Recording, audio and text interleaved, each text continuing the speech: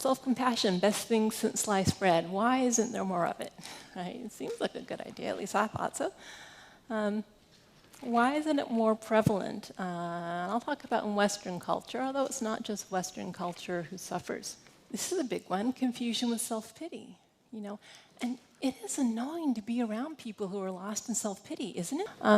When we give the gesture of self-pity, it's also really dramatic, overly dramatic, right? So why isn't self-compassion self-pity? Well, first of all, this common humanity element is absolutely key. I mean, if it was just self-kindness, you might say, what's the difference? Self-compassion isn't poor me. Self-compassion is, it's hard for all of us. The human experience is hard for me, for you. This is the way life is. It's not egocentric, quite the opposite. It's a much more connected way of relating to yourself. And also, this is why the mindfulness is so important. When we're mindful of our suffering, we see it as it is. We don't ignore it, but we also don't over-exaggerate it. This is a big one that comes up. And part of this is the problem with language. People say, but don't we need self-criticism? Don't we need some constructive, healthy criticism? Yeah, absolutely. I'm not talking about healthy, constructive, kind, supportive, encouraging criticism. I'm talking about harsh, nasty, belittling, you're worthless, you're no good type of criticism, And that language sounds extreme, but it's really not. If you actually write down, especially on a bad day, some of the things you say to yourself, it can be really shocking how nasty it is. Right? So that's a type of criticism I'm talking about that you might say negative global self-evaluations. I am bad. I am no good. Okay? So what self-compassion does is it doesn't evaluate and judge the worth of yourself as a person, but it does see wisely. It discriminates. Self-indulgence, right?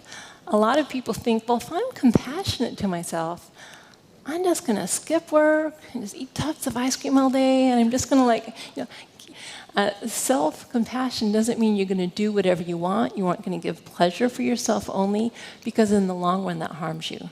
Okay? So think of a very compassionate mother. Is she going to, for a child that she absolutely loves and has compassion for, is she going to say, yeah, don't go to school today, just blow it off, yeah, eat whatever you want, tubs of ice cream, that's fine. Of course not. A compassionate mother says, go to bed on time, eat your vegetables, do your homework, right? Because that's what compassion wants, health and well-being for ourselves. Compassion means we don't want to suffer, which means if we give ourselves pleasure in the short term feels good but harms us in the long run, then it's a problem. This is also a big one. Confusion with making excuses. I'm only human, right? Just blowing things off, okay?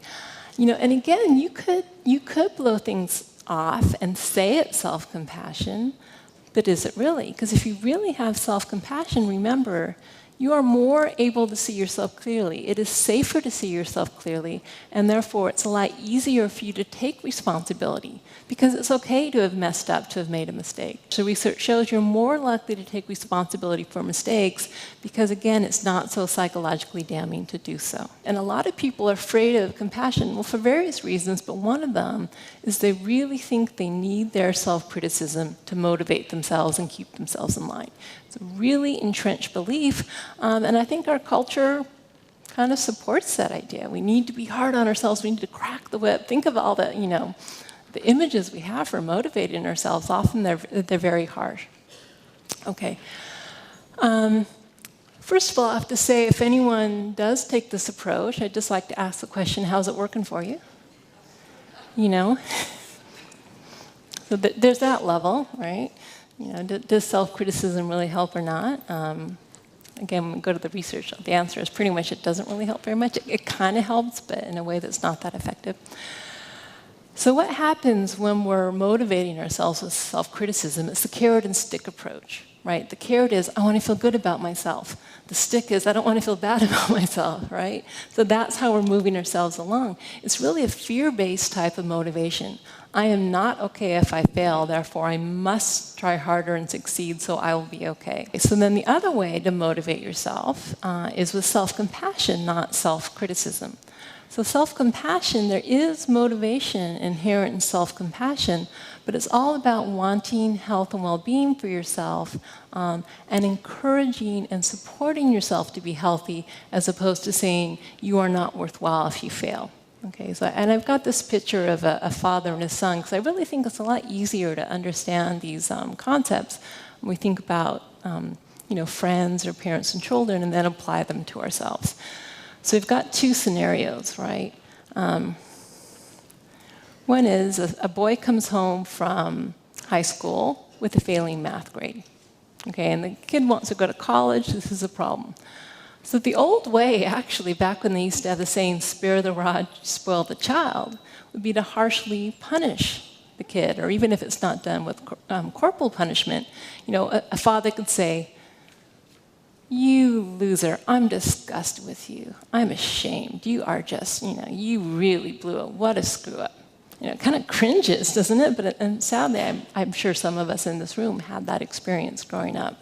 Okay, what's that going to do? Is that really going to motivate the kid? I mean, it may make the kid, behave, but what happens when you criticize like that, when we self-criticize especially, is first of all, we almost inevitably get depressed. Very painful. Depression is not exactly the most conducive mood to motivation. That's one of the things about depression, is you don't feel motivated, right? The other thing it does is it makes us lose faith in ourselves. If we all the time tell ourselves, I'm no good, I'm not worthy, I can't do it, we don't feel confident to take on new tasks. And actually, the research shows that self-confidence, or perceived confidence, is one of the most important factors in motivation that makes people keep trying. And then the third thing that happens when you constantly criticize yourself is you become afraid of failure. I'm not even going to try because the consequences, if I fail, are too devastating. Better just not even to go there. Okay. But imagine this scenario instead, which hopefully happens much more often. The son comes home with a failing math grade, and the father says, whoa, you must be really disappointed, Hey, listen, it's okay, it happens to everyone. People do fail. I still love you. You aren't bad for failing. I accept you anyway. But it is a problem. I know you want to go to college. You got to get your math grades up so you can get into a place like UC Berkeley, right? So what can I do to help you? How can I support you? Do I need to help you with your homework? Do we need to get in a tutor? Let's figure out what's going on. But I believe in you, and I know you can do it, and I'm here to nurture and support you along the way. That's actually be much more effective in the long run for having that child learn the skills he needs to learn to go on. And yet we don't really do that with ourselves very much. For some reason, we believe that the harsh self-flagellation approach is more effective than being kind, supportive, encouraging, nurturing. Okay. So not only would I argue, but we'll talk about in a moment, there's research to show that that's really not the case. Self-compassion is a very effective motivator. There's another thing I'd like to talk about with this idea of motivating ourselves with self-criticism that I think is worth paying attention to. One of the reasons we're so attached to our self-criticism, even though it's painful, is because it gives us the illusion of control. You shouldn't have failed. Oh, that means theoretically it's possible that I would never fail. It's just because I did something wrong. You shouldn't have made a mistake. You shouldn't have been this. You shouldn't have been that. We love the illusion that it's theoretically possible to be perfect, to never have things go wrong, to do everything we want to do. Just a show of hands, how many of you, if you could snap your fingers and get rid of your absolute worst trait that you don't like about yourself, would do it? Why wouldn't you? If we had so much control, why are we still doing it? Because we don't have that much control. We have a little wiggle room, but not much. Our genes, our early history, our culture, our stress level. There's so many reasons why it's hard to be exactly who we want to be, right? But somehow when we criticize ourselves, we feel that, well, maybe if I just tried that little bit harder, I could be perfect. And that's not reality. Okay, so self-compassion takes a different approach. First of all, self-compassion is about self-acceptance. I fully accept myself as I am, flaws and all. I have compassion, kindness, love, even though I'm not perfect, even though I don't fail. And self-compassion is not about self-improvement or evaluating yourself. Am I good enough or not? Trying to do more and more and more so I can see myself positively.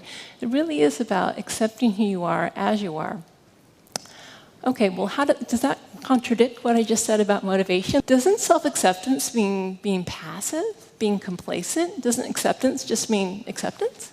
Well, yeah, it does, right? So if you accept things as they are, then how does that help motivate, make a change, right? And Carl Rogers talked about this very beautifully.